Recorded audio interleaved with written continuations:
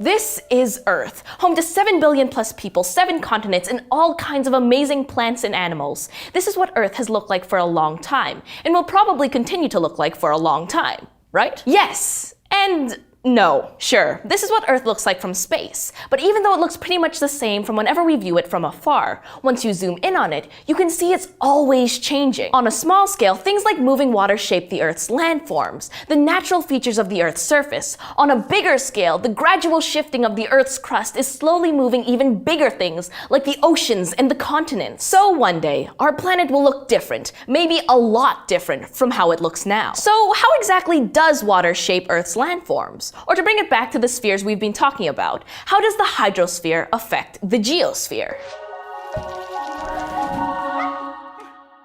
To understand that, we need to discuss weathering. I'm not talking about the weather, like if it happens to be sunny or cold or foggy outside your window right now. I'm talking about weathering, the process that takes place as rocks and other parts of the geosphere are broken down into smaller pieces. Weathering can be caused by water, air, chemicals, plants, or even animals, including us. And there are 2 types of weathering you need to know about: mechanical weathering and chemical weathering. Mechanical weathering is the process of breaking big rocks into little ones. Frost, ice, the roots of plants, running water, or heat from the sun can all cause mechanical weathering. Chemical weathering involves the changes that some substances can cause in the surface of the rock that make it change shape or color. Things like carbon dioxide, oxygen, and acids can all cause chemical weathering. And when rocks have been weathered and all broken down and are later moved by natural forces like wind, water, or ice, that's called erosion. Weathering and erosion sound pretty similar, right? Well, yeah.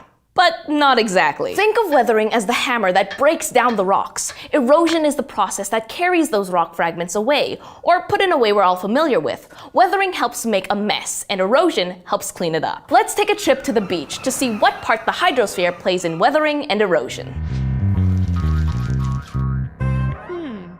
This is a picture taken from space of the coastline of Massachusetts in the northeastern United States. It's part of a landform called Cape Cod, and the picture shows what the beaches and islands around it looked like in 1984. Now look at this photo from 2014. What's different? There are actually more islands in 2014 than there were before. Back in 1984, that long strip of land was North Beach. Now, that strip of land has been chopped up into separate islands. The top part is North Beach, the middle area broke off into North Beach Island, and the bottom part is now called South Beach. So, how did that happen? Well, moving water is a major cause of erosion, and there's a lot of moving water in the Atlantic Ocean. The intense energy of ocean waves crashing on shore causes pieces of the rocky, sandy coastline to break into smaller pieces or to weather over time. Then, natural forces like major storms and rising sea levels then move or erode these smaller pieces.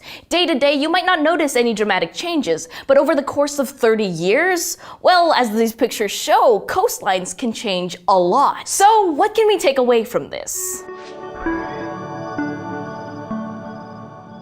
Well, we saw that water can weather and erode Earth's landforms, and that's just one example. There are so many others, like floods weathering valleys or glaciers eroding mountains. Let me break it down for you this way. See what I did there? The hydrosphere shapes and sometimes moves the geosphere. One last joke before I sign off.